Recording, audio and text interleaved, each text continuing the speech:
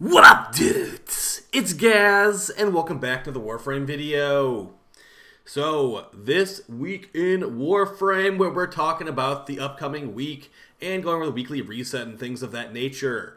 Yeah, Duviri didn't get announced last week, and it's supposed to be in April. So, if you watched the previous week's video, April 11th was the air quotes leaked date from Warframe official partners, which I'm not. So, we'll see. April 11th is in 2 days. So, starting off the weekly reset right now, we have 30,000 Endo at Teshin. Probably not going to be really worth it to most people, as Endo's not that hard to farm. Moving on. As far as, like, the alerts and all that stuff this week, there's not going to be any double credit weekend kind of situation. But there will be the anniversary alerts for the Dex Soberis and stuff like that going for the next 11 days, actually. So if you care about that stuff, you're a new player, they're technically free weapons, so might as well pick it up.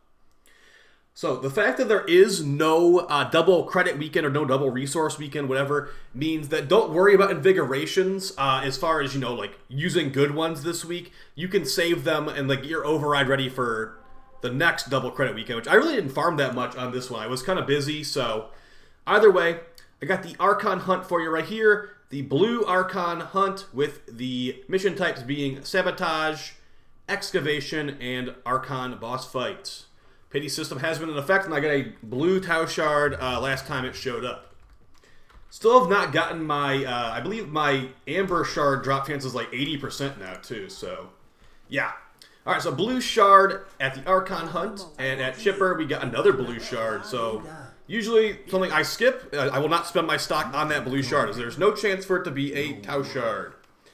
Alright, if you've done every Kahl mission ever, you are on Sneaky Sabotage, and the challenges are going to be Deathless, complete it without dying or becoming veiled, remove 5 veils from the Veil Breaker guys. So, reminder on this one, there will be no Grineer Marines. Even though the picture shows a Marine in it, you will be freeing the captured Solaris, like, Corpus dudes. So, save them instead, because there's no Grineer to save here.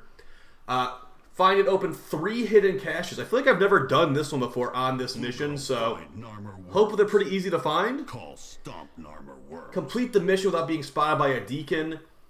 It shouldn't be too, but I feel like this actually does snapshot when you pick up the plasma drills, so you don't even need to go the entire mission without being spotted by a deacon, if I recall correctly. Either way, it's not as hard as it sounds, especially if you've done this like 10 times like I have.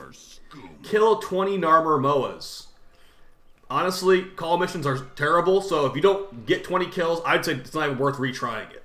But this should be cumulative progress, so as long as you kill, like, let's say you kill like 15 Moas, then you're like, I don't want to waste that much time, let's just go in there and kill 5 more Moas. You can kill those last 5 Moas, then abort the mission, and it will count.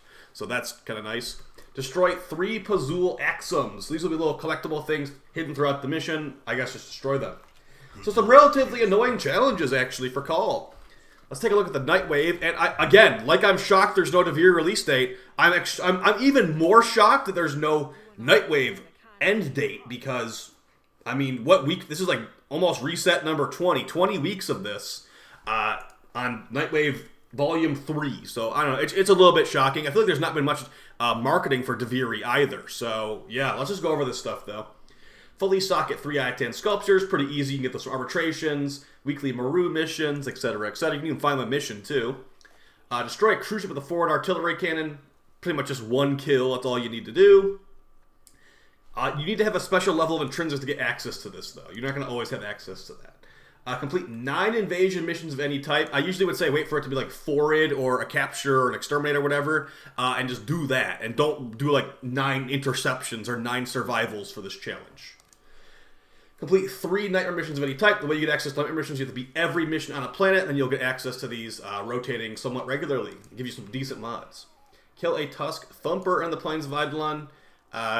Usually we'll activate like a bounty or something like that to get that activated. Pretty straightforward. Win 3 wagers in a row without letting the enemy score in 1 match of the index. Like a defense frame, or just like spawn kill them with Mesa or whatever. Not really worth the effort to me, but it's really not that hard anyway. Just, I don't really... Now that I'm past level 30, I don't even care really about these challenges myself. Complete 8 Railjack missions. There you go. Complete 8 Railjack missions. Non-free flight. Good to know. As far as the Cred offering store, Evergreen stuff is the top as usual. And we got some pretty good helmets. We got the Nara's Anubis helmet, one of my personal favorites. Zaku Kinsu helmet. Now that we have a Zaku Deluxe, not as important, but still a pretty cool Zaku helmet.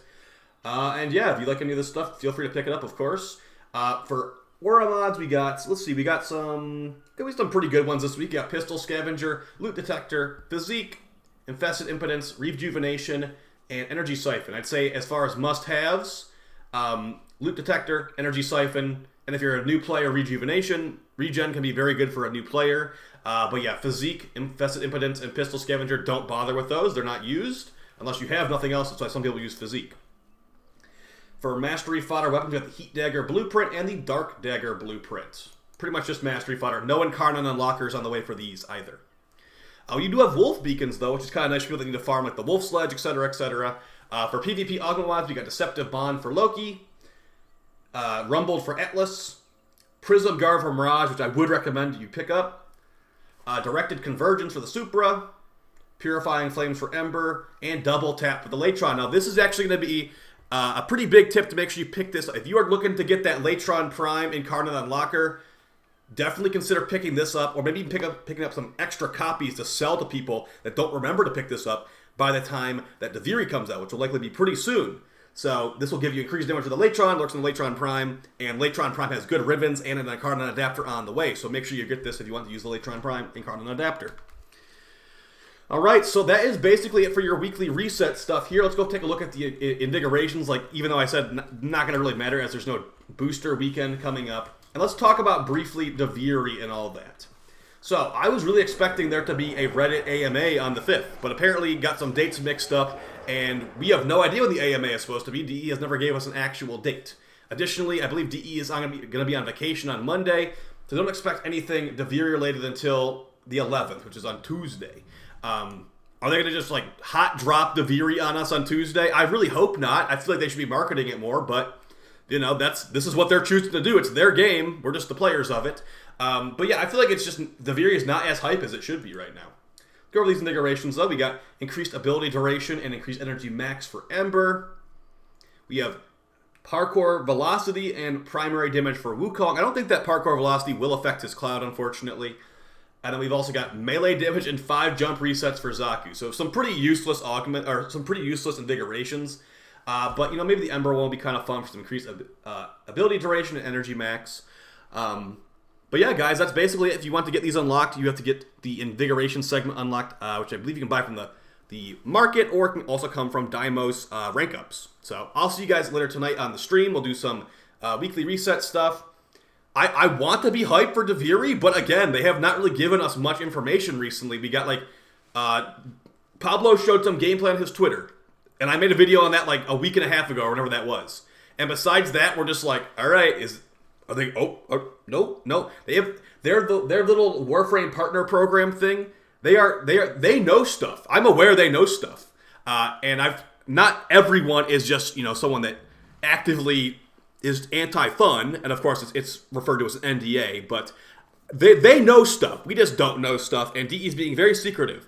So I hope it doesn't turn around and blow up in their face, because I feel like this lack of marketing is not a good thing. But either way, I'll see you guys in the next video. Appreciate all the support, and take it easy. Peace!